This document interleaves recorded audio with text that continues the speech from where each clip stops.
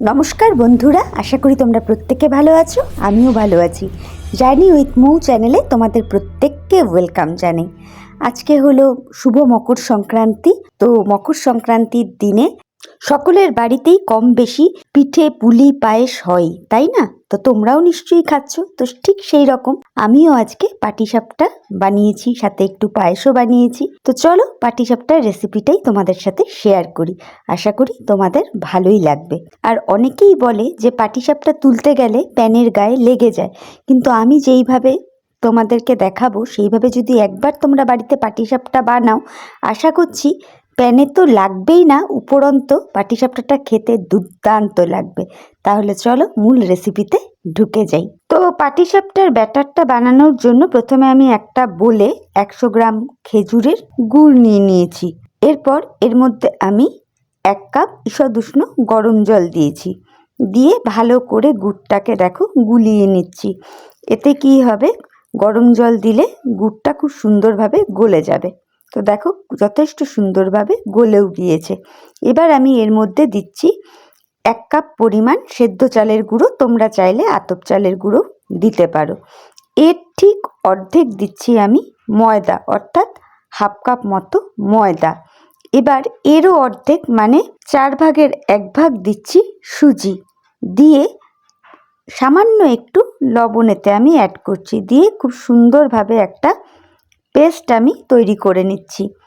এবং এতটাই ভালো করে পেস্টটাকে বানাতে হবে যাতে এর মধ্যে কোনো লাম্প না থাকে। এবার আমি এর মধ্যে 1 কাপ রুম টেম্পারেচারে রাখা দুধ অ্যাড করছি, কিন্তু একবারেই অ্যাড করছি না, অল্প অল্প করে অ্যাড করছি। তোমরা চাইলে ঈষৎ উষ্ণ গরম জলও অ্যাড করতে পারো। তো যাই হোক, আমি পুরো দুধটা দিয়েই করেছি। এতে পিঠাটা খেতে অনেক বেশি সুন্দর হয়, তো সেই জন্য আমি পুরোটাই দুধ দিয়ে করেছি। তো দেখো এবার আমি এর ঘনত্বটা তোমাদের দেখিয়ে দিচ্ছি। দেখো খুব একটা মোটাও হয়নি, খুব পাতলাও না। তবে এবার আমি রেস্টের জন্য বেশ খানিকক্ষণ ঢেকে রেখে দেব। মোটামুটি এই ব্যাটারটা আমি ঘন্টা 2-এর জন্য রেস্টে রেখে দেব।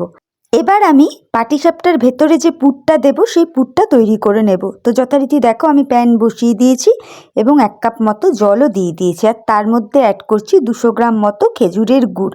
তোমরা চাইলে চিনিও ইউজ করতে পারো, মিষ্টিটা তোমরা যে যার মতো করে দিয়ে নেবে।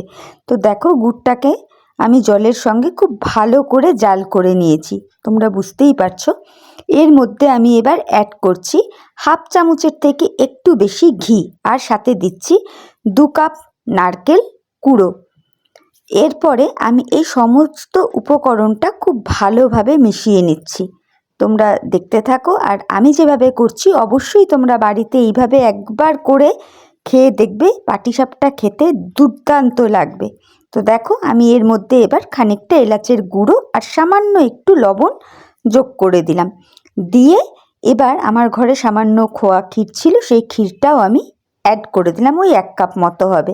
তো দেখো এবার আমি আবারও ভালো করে নাড়িয়ে চাড়িয়ে মিক্সড করে নিচ্ছি। ততক্ষণ অবধি নাড়িয়ে যাব যতক্ষণ এই মণ্ডটা একটু আঠালো টাইপের না হয়ে আসে, ততক্ষণ অবধি নাড়িয়ে যাব। তো দেখো মোটামুটি আমার এই কাইটা তৈরি হয়ে গেছে, প্যান থেকে প্রায় ছেড়ে ছেড়েও আসছে। তো খুব সুন্দরভাবে কাইটাকে আমি এবার নামিয়ে রাখছি। আর ততক্ষণে দেখো 2 ঘন্টা রেস্ট হয়ে গেছে। আর ব্যাটারটার যে ঘনত্ব তোমাদের দেখিয়েছিলাম তার থেকে কিন্তু থিকনেসটা আরে একটু মোটা হয়ে গেছে। তোমরা আশা করি বুঝতেই পারছো, তাই না? তো এইবার আমি পাটিসাপটাগুলো বানিয়ে নেব। তো যথারীতি প্যান আমি বসিয়ে দিয়েছি, প্যানে সামান্য একটু ঘি আমি ব্রাশ করে নিচ্ছি।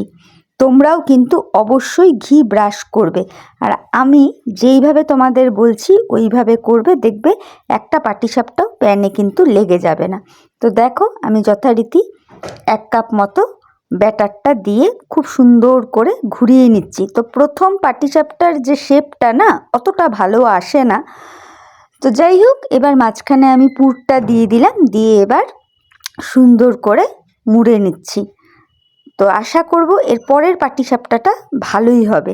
যেহেতু প্রথম, একটা টেম্পারেচারেরও ব্যাপার থাকে, মানে প্যানটা গরম হওয়ার, ওই জন্য প্রথম পাটিসাপটাটা অতটা ভালো হয় না। নেক্সটের থেকে দেখবে যথেষ্ট সুন্দরভাবে হচ্ছে। তো এরপর আমি এপিট ওপিট করে ভেজে নিচ্ছি। নিয়ে আমি তোমাদের দেখার সুবিধার্থে আরও একটা করে দেখাচ্ছি। তো দেখো, সেকেন্ডবারও আমি ব্যাটার ঢেলে দিলাম, দিয়ে সুন্দর করে গোল করে ঘুরিয়ে নিচ্ছি। নেওয়ার পরে যখন একটুখানি হয়ে এসছে, এবার আমি এর মধ্যে পুরটাকে দিয়ে দিলাম, দিয়ে খুব সুন্দর করে পাকিয়ে নিচ্ছি। দেখো, এবার দেখতে পেলে তো কত সুন্দরভাবে তৈরি হয়ে গেল পাটিসাপটাটা। লাগলো কি প্যানে? মোটেও লাগেনি কিন্তু। তো তোমরাও এইভাবে কিন্তু অবশ্যই করবে, দেখবে একটা পাটিসাপটাও প্যানে লাগবে না। তো এইভাবে আমি সমস্ত পাটিসাপটাগুলোই করে নিয়েছি।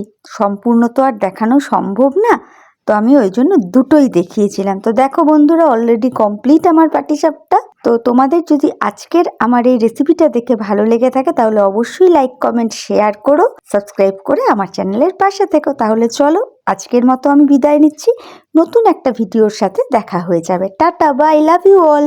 প্রত্যেকে তোমরা ভালো থেকো, সুস্থ থেকো।